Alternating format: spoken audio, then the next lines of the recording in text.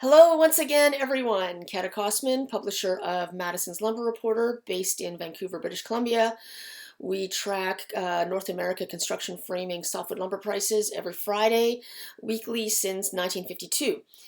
Today I'm going to talk about the latest data for U.S. housing starts, which is for August of this year, since the U.S. home building is by far the largest consumer of Canadian and U.S. Softwood lumber. And I'm going to show you some graphs to correlate the monthly, August is the latest month, housing activity against my weekly lumber prices, which are for that week. Okay, so there's no lag there. So now, just to recap real quick, in July, the previous release, housing starts in the US were down 7%. So now in August, it's up, a recovery of 4% in August compared to July, to 1.62 million total housing units. Now compared to August of 2020, as everyone kind of is aware of how last year was going, it's up 12.3% from 1.42 million. Okay. Now, as for permits, which we really like to look at because it does indicate what the housing starts are going to be in 2 months, they are also up in August compared to July by 6% to 1.73 million, when in July they had been 1.63 million total units. And again, a pretty big leap compared to 1 year ago. So August of this year is up 13.5% compared to 1 year ago, August of 2020, when it was 1.52 million. Now, that's total housing starts. We look very closely at single-family housing starts. They are the largest component of the all building and uses the most wood. So for forestry and for lumber people, the single-family starts are really the juiciest set of this data, and they're down a little bit. Single-family housing starts in the U.S. were down 2.8% to 1.08 million. Compared to 1.1 million in July. Permits were flat. So for August, September, October, how much new home building actually happens in October? It's not really a good time of year to be breaking ground. But if you watched my video I just did of the lumber prices and explaining what's happening with demand and the movement of lumber prices, giving an expectation of what can be happening with building, they are improving now in the past few weeks. If someone is going to be doing a building project in October, they do want to order their wood, in August or early September to have it on the ground for what they're going to be doing, a couple of months later, many weeks later. So let's take a look at the graphs that I was talking about, which I plot the monthly housing starts permits and the single family starts against my lumber prices, and show you that trend over the past few years and try to figure out maybe if we can determine what's going to be happening for the end of this year. We do know from the realtors and the home builders all across North America, but especially in the US, their activity is not going to be decreasing next year. So right away there in January of 2022, we expect lumber sales to be strong, and through, at a minimum the spring, but probably the first half of next year for sure, the home building activity should remain quite strong.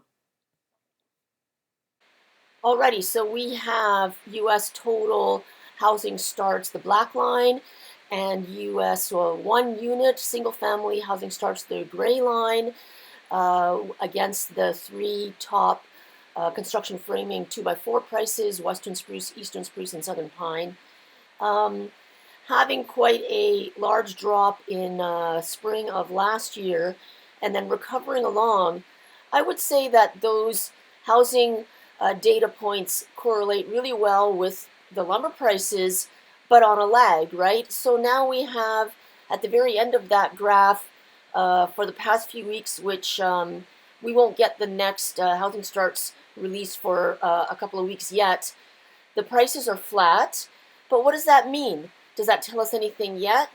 We don't know now.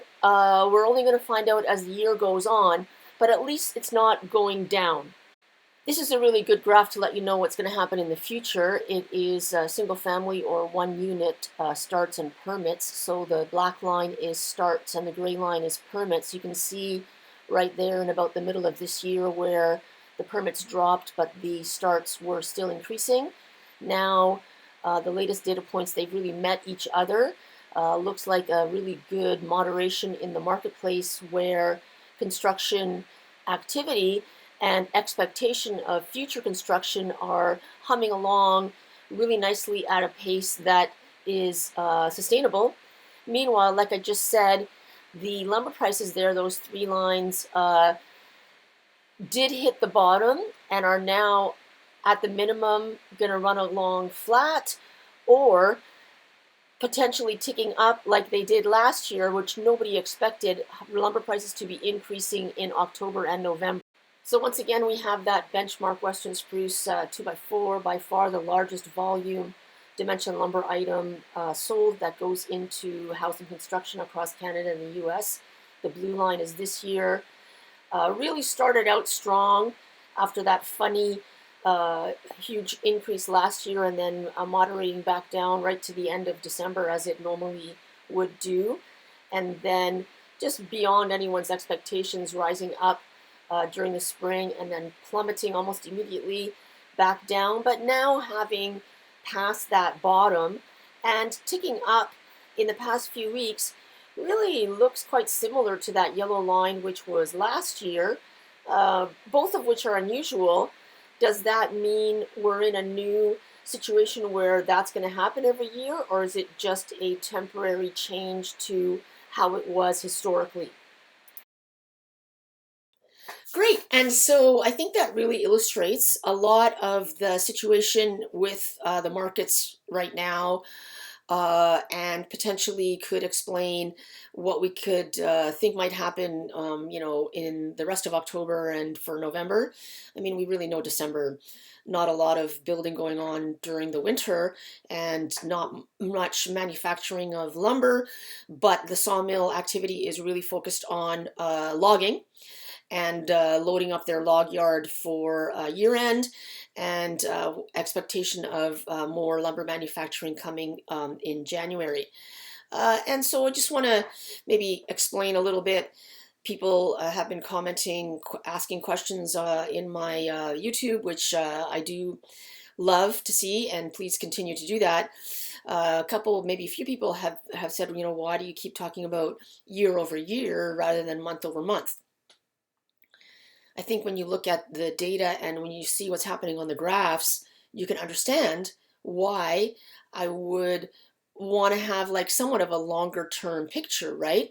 First of all, we know what happened last year. We can understand in hindsight now, situation of the supply and demand in 2020 and previous years as well, 2019, 2018.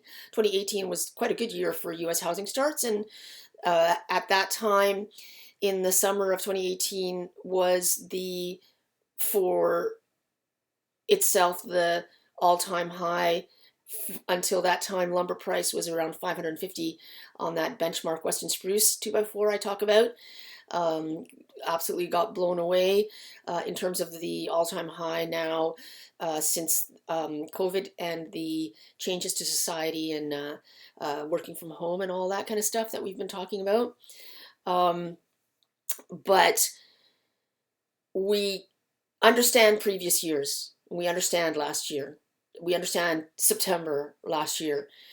The month over month changes to housing data, lumber price can be very volatile, and it does get adjusted. I've been making these graphs, and just now when I did the one for August, I had to go back every time. I have to go back because the previous month is adjusted up where we are right now, but other times down, right?